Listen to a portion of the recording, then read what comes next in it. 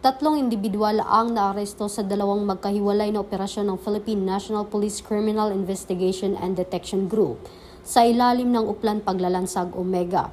Dalawang sospek na sina alias Cruz at alias Yalong ang nadakip sa buy-bust operation sa Barangay Santa Lucia Yung, Zaragoza, kung saan nakumpiska ang isang shotgun, cellphone at buy-bust money. Samantala, sa bisa ng search warrant sa Barangay Poblacion East, Aliaga, naaresto si alias Relio at nakumpiska ang isang baril, mga magazine at bala.